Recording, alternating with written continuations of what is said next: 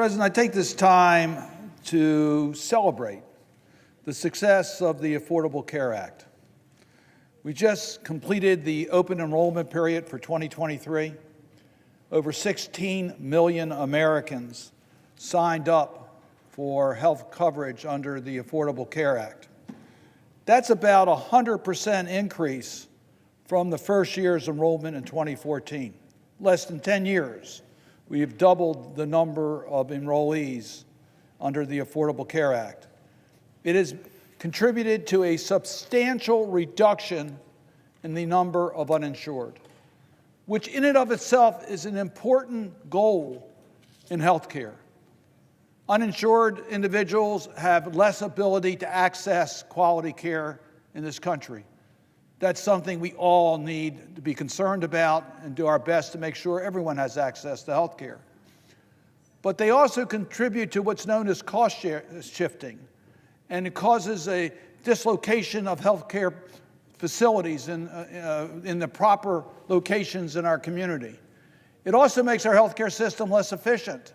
If an individual does not have coverage for preventive health care and diseases are discovered later, it makes it more expensive and less likely of a successful result. So we all can celebrate the numbers, but recognize we also are taking a big bite out of the uninsured medical population in this country.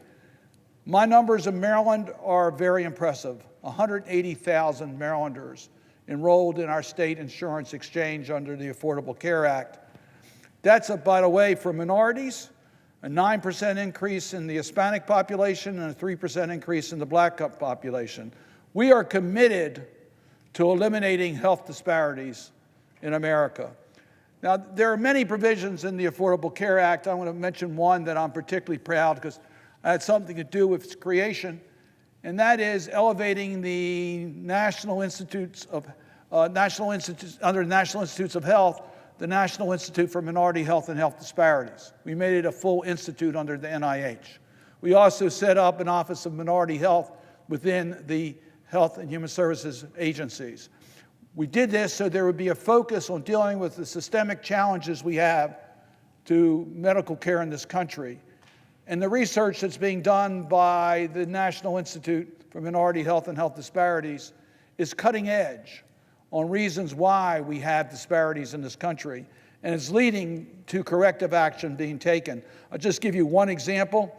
NIH Unite program, which deals with incentives to create a more diversified workforce in healthcare, which is critically important to access, as well as to make sure that clinical trials include all of our population so that the results are meaningful for all communities in America. The results that we've been able to move forward in bridging the disparities for access to health care in America. All of this has been done under the Affordable Care Act. But we didn't stop there. We recognized we had to improve the Affordable Care Act. And I'm very proud of the leadership of President Biden and the Democrats in our initiatives under the American Rescue Plan and the Inflation Reduction Act. We enhanced the subsidies to make it affordable for all Americans to be able to purchase their insurance through the health exchanges. We made that a commitment so every American could have access to affordable, quality health care. Now, Mr. President, we need to make those enhancements permanent, so we still have work to do. And I want to thank our colleague, Senator Shaheen, for her leadership in legislation, which I strongly support, that would make the enhancements in the subsidies under the Affordable Care Act permanent so we can keep having these impressive number of Americans enrolling with health insurance. The Americans are benefiting from the Affordable Care Act not just in having comprehensive, affordable insurance coverage, but also the quality of that coverage. No longer do they have to worry about exclusions for pre-existing conditions. It wasn't too long ago that just about everyone in this country was concerned as to whether their insurance coverage would cover their entire health care needs because they had a prior episode sometime in their life. Women were concerned whether childbirth was a pre-existing condition. Well, we've eliminated that fear by the Affordable Care Act, that insurance companies cannot exclude coverage or limit coverage based upon pre-existing conditions. And there was, as you recall, the leading cause of bankruptcy in America was unpaid medical bills. But under the Affordable Care Act, we eliminated lifetime and yearly caps on the coverage that you have, again, helping American families deal with their health care needs. Mr. President, there's still more to be done. I want to acknowledge that. We need to do some things. I want to say first that I was pleased under the Inflation Reduction Act, we were able to reduce the cost of prescription drugs. Insulin, starting last month, January, was limited to $35 a month. That was a game changer for millions of Americans to know that they have an affordable supply of insulin to deal with their needs. That has already taken effect. And included in the Inflation Reduction Act will be a cap on Part D out-of-pocket expenses of no more than $2,000 a year. So we're also capping today the unlimited exposure that seniors had on prescription medicines. And I must tell you, we passed legislation, as we are, I think everybody here is aware of, under the Inflation Reduction Act, to start by 2026 in doing something that most Americans would be shocked that we're not doing today. Negotiate price with the pharmaceutical industry using our market share to bring down the cost of medicines so American consumers are not gouged compared to the international marketplace. Starting in 2026, we'll have negotiated price for starting with the 10 most expensive drugs in this country. But I want to mention an area where I think we need to do more.